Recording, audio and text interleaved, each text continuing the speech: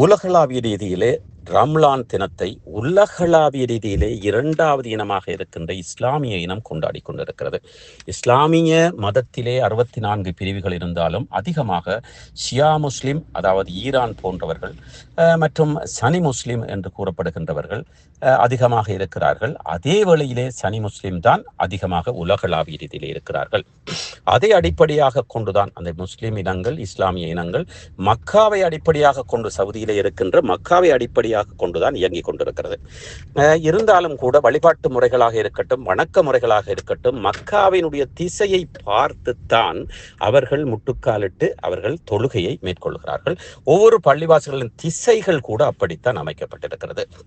அந்த வகையிலே 2 குழப்பங்கள் இருந்து கொண்டிருக்கிறது ஒவ்வொரு வருடங்களும். அதாவது இலங்கையை பொறுத்தவரையிலே, இலங்கையிலே இருக்கின்ற இஸ்லாமிய மக்கள் தமிழ் தழுவிய தமிழ் மொழி பேசுகின்ற, அதாவது மாத்தாங்குடியை அதிகமாக கொண்ட, அதை தாண்டி யாழ்ப்பாணம், மன்னார், வவுனியா இப்படியான இடங்களிலே இருக்கின்ற முஸ்லிம்கள் அனைவரும் பெருநாளை இன்று கொண்டாடி கொண்டிருக்கிறார்கள். அதாவது இன்று வெள்ளிக்கிழமை கொண்டாடி கொண்டிருக்கிறார்கள். அதற்கான காரணத்தை அவர்கள் குறிப்பிடுகின்ற காரணம், மக்காவிலே நேற்று வியாழக்கிழமை இரவு பிறை தெரிந்துவிட்டது. அதன் காரணத்தினால் மக்காவை அடிப்படையாக வைத்து பிறை தெரிந்ததன் பிற்பாடு வெள்ளிக்கிழமை நாங்கள் அந்த கொண்டாட்டத்தை சரியாக கணித்த முறையிலே பல மௌலவிகள், பல மதத் தலைவர்கள் கூறிய முறையிலே நாங்கள் கொண்டாடி கொண்டிருக்கின்றோம்.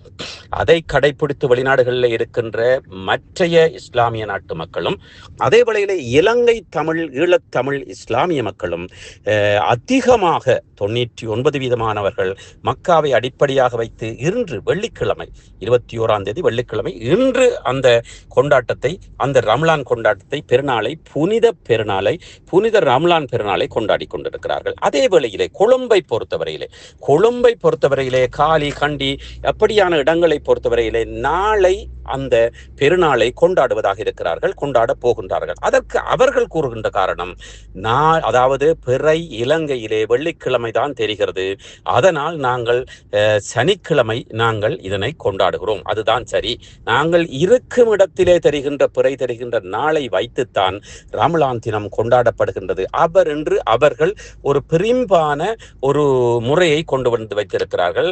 ஆனால் அதில் ஒரு சொற்பமானவர்கள்லாம் அதை கடைபிடிக்கிறார்கள் என்றும் கூறப்படுகிறது. கொழும்பிலே இன்று ரமலானை கொண்டாடுகின்றவர்களும் இருக்கிறார்கள்.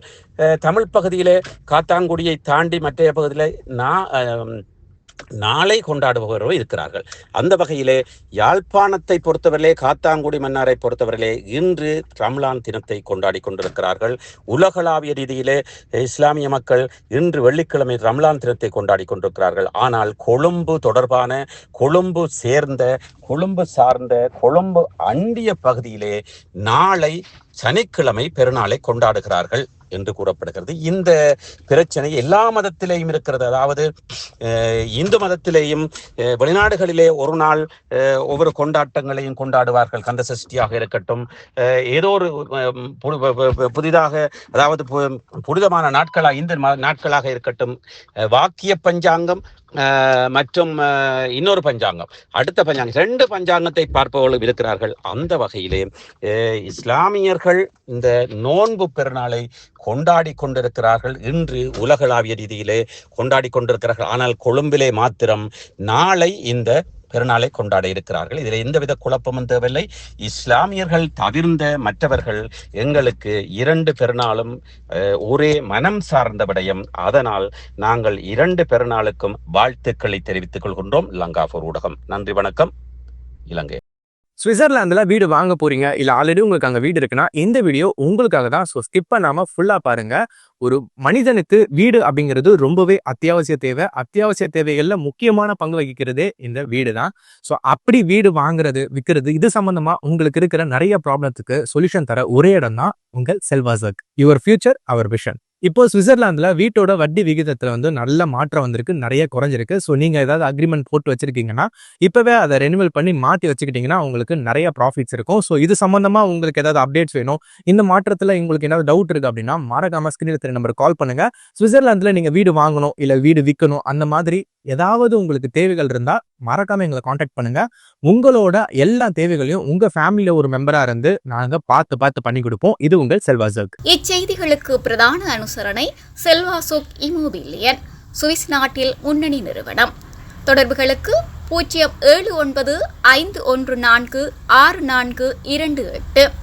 வீடு வாங்க, வீடு கட்ட, வீடு திருத்த மற்றும் வீட்டு கடன். Your future our vision. இது போன்ற மேலும் பல முக்கிய சுவாரஸ்யமான செய்திகளை அறிந்து கொள்ள லங்காஃபோ யூடியூப் சேனலை சப்ஸ்கிரைப் பண்ணுங்கள். எமது செய்திகள் உடனடியாக கிடைக்க பெல் பட்டனை அழுத்துங்கள். அத்தோடு எமது செய்திகளை மற்றவர்களும் பார்வையிட ஷேர் செய்யுங்கள். நன்றி.